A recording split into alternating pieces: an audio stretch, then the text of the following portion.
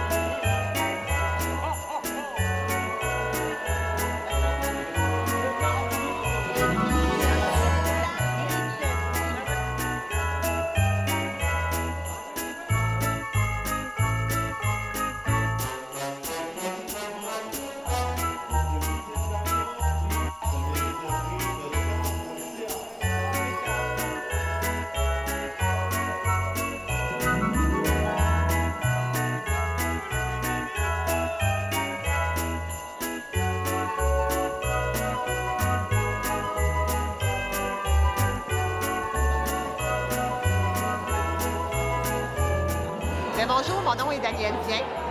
Je suis l'organisatrice du Salon des artisans de Drummondville. Nous en sommes à notre 6e édition.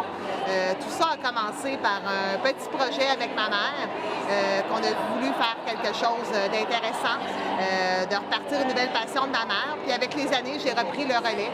Ma mère est encore là en arrière de moi pour me donner un coup de pouce par en arrière. Mais par contre, c'est ça, c'est devenu mon projet, un beau projet qui me tient vraiment à cœur. Tous les ans, nous avons plus de 80 artisans. On a le salon, puis maintenant, on est rendu à 2 éditions. Nous avons celle de Noël, puis nous avons celui du printemps, qui va avoir lieu le printemps prochain, le 4 et 5 avril 2020. Donc, nous serons là, avec encore une fois plusieurs artisans qui vont être présents, au-delà de 80 artisans encore une fois, au Centre communautaire Pierre-Lemaire. Habituellement, ça joue entre 1500 et 2000 visiteurs annuellement au niveau des années. Ça joue aux alentours de ça. Pour un centre communautaire puis un salon comme ici, je trouve ça très bien. Moi, je suis très fière de ma réalisation. Je travaille fort. Puis dans le fond, moi, mon objectif, c'est qu'autant mes artisans soient heureux que les visiteurs qui passent pour en passer un beau moment. Ma plus grande fierté, c'est de voir le sourire et le bonheur des artisans quand ils partent. Quand on lit les feuilles de commentaires le dimanche soir et que les gens nous disent on est content, on voit que la préparation, de voir les artisans heureux, de voir un achalandage de 1500 personnes pour Drummondville, moi je suis très fière de ça. Je te dirais qu'on monte dans tout au complet, comprenant la préparation auparavant et la fin de semaine, tout, je te dirais une trentaine de personnes. Parce que j'ai des gens qui m'aident avant, autant à afficher des affiches en ville, sur les babillards, dans les restaurants, ces choses-là, qui partent avec les autos, qui vont les afficher, ces choses-là. Les personnes qui sont à la préparation, des petites choses. Là, chaque artisan, quand il arrive ici, ont leur carte de Noël signée de la main, signée à la main, dans une enveloppe. Il faut les faire, les cartes de Noël. Il faut les faire monter les enveloppes. Fait qu'on a monté une équipe un samedi. Puis on s'est fait tout ça, une petite chaîne de montage, on a monté ça. Fait que c'est des gens qui ne sont pas présents pendant la fin de semaine, mais qui étaient là avant pour me donner un coup de pouce. Ici, au Salon des artisans de Drummondville, la grosse raison du salon, c'est que je n'ai pas de compagnie. Ce ne sont que des artisans ou des petites compagnies qui font ça comme une cabane à sucre. Il n'y a pas de point de vente dans les restaurants, ces choses-là, ou dans les grandes surfaces. On a vraiment que des artisans vraiment qui font des choses de chez eux, qui font des produits québécois, des produits de chez eux. C'est le point de vente. Vraiment, moi, les grosses compagnies, j'en veux pas. Les compagnies genre Takara, Tupperware, etc. Les autres ne me viennent pas en tête. Ce ne sont pas des choses que j'accepte ici parce que moi, dans mon train de vivre, le Salon des artisans, c'est des artisans. Ce ne sont que des artisans québécois de partout au Québec. J'ai des gens qui viennent de la région de Québec, j'ai des gens qui viennent de la région de Châteauguay, j'ai des gens de Trois-Rivières, j'ai des gens de Nicolette, de Victoriaville, de Drummondville, j'ai des gens de partout. Écoute, j'en oublie certains, mais j'ai des gens vraiment, même de Saint-Jean-Port-Joli cette année. Donc, j'ai vraiment des gens de partout au Québec qui amènent leurs gens avec eux, qui amènent vraiment leurs personnes avec eux, parce que les visiteurs, ce ne sont pas juste des gens de Drummondville, j'ai des gens de partout au Québec qui viennent visiter aussi. Moi, je remercierais beaucoup tous mes bénévoles qui sont toujours en arrière de moi. J'ai des personnes personnes d'exception qui font partie de mes amis, qui sont avec moi, qui me soutiennent dans ce projet de fou-là. Parce que je travaille quand même à temps plein à l'extérieur aussi. Ça paraît pas, mais c'est beaucoup d'organisation. Fait que tous mes amis et bénévoles qui viennent, que ce soit Ghislain qui est au micro, qui monte une grosse épine du pied, que ce soit Hélène qui est à l'entrée, qui s'occupe de tous les tirages, des billets, des choses comme ça. Mon équipe de restauration aussi qui est présente à tous les ans. Je voudrais les remercier. J'en oublie certains. Puis surtout un gros merci à ma famille qui me soutient beaucoup, qui m'aide beaucoup dans tout ça. Mon conjoint qui me soutient là-dessus, mes enfants qui sont présents dans le projet. Un gros merci.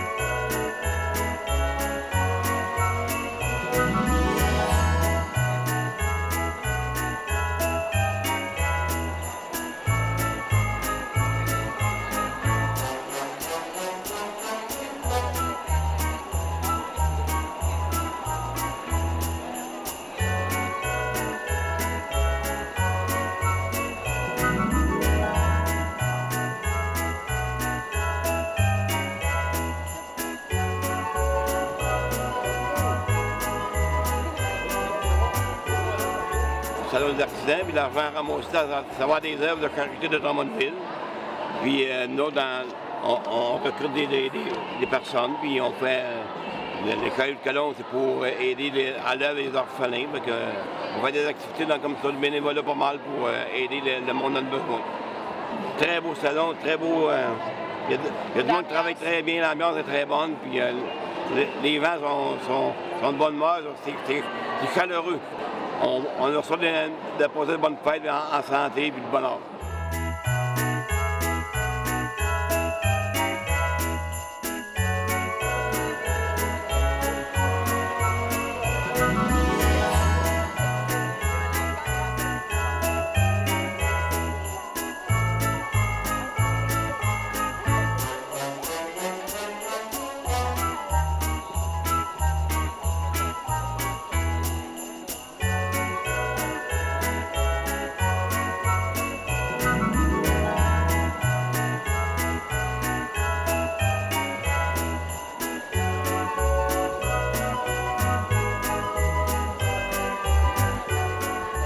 Bonjour, je m'appelle Michel Perrault. Je représente la Fondation des Amis du Père Armand Gagné. Le Père Armand Gagné est un de nos grands amis. Il a été missionnaire 8 ans au Guatemala dans les années 70 et les enfants mouraient de faim. Alors, chaque semaine, une maman arrivait avec un bébé qui mourait. Alors, le Père Armand, qui adore les enfants, a décidé de construire un hôpital avec les Guatémaltèques de là-bas. Alors, l'hôpital que vous voyez ici, cet hôpital a été construit. Depuis 35 ans, nous le soutenons par des actions bénévoles. La mentalité de la Fondation avec le Père Armand, c'est que tout le monde est bénévole. Les gens sur le CA, le Père Armand, quand il va au Guatemala, paye ses billets d'avion. Nous, on paye nos billets d'avion aussi. Alors, tous les argents vont directement pour soutenir ce petit hôpital-là. On doit ramasser 13 500 $ par mois pour maintenir l'hôpital ouvert, car on reçoit 25 petits bébés à la fois. Des petits bébés qui arrivent dans un état de dénutrition très, très avancé. Alors, on les garde 5-6 mois de temps, et quand ils sont bien remis, on assure le suivi. Tous les mois, maman revient, on assure le suivi et on permet à la maman d'avoir un sac de nutriments pour le bébé, pour le mois. Nous, ici, à Drummondville, on vend des soupes. À travers la province de Québec, différents amis du Père Armand Gagné font des levées de fonds à Saguenay, à Saint-Hilarion, à Verdun, à Montréal. Alors nous, c'est la vente de soupe que vous pouvez voir sur la table ici. Lorsque vous achetez des soupes, vous permettez à des enfants de pouvoir avoir leur nourriture et leur sac de nutriments. Alors, avec l'achat de nos soupes qui sont faites toutes par des bénévoles, vous nous permettez de soutenir notre hôpital qui dure depuis 35 ans. Je vous remercie beaucoup. Vous allez sur notre site www.fapag.org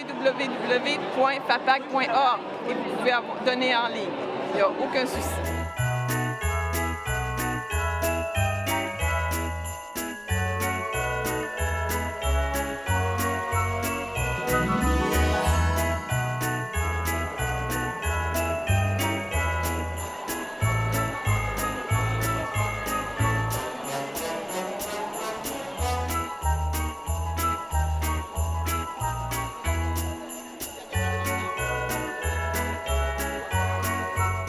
Bonjour, mon nom est Danielle Vien. Je vous présente mon kiosque.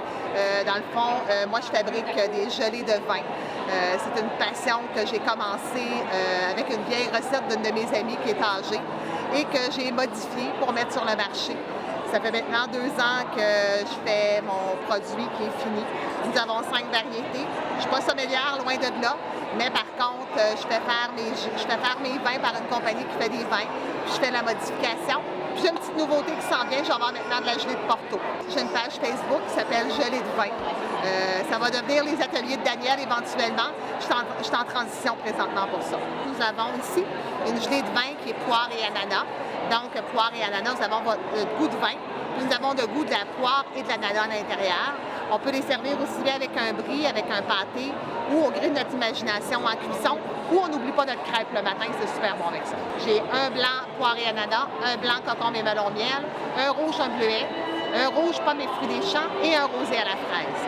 C'est pas un processus qui est très long, mais ça prend le bon chaudron, la bonne température, sinon c'est trop liquide ou c'est trop comme gelo. Fait qu'il faut vraiment avoir les bonnes conditions parfaites.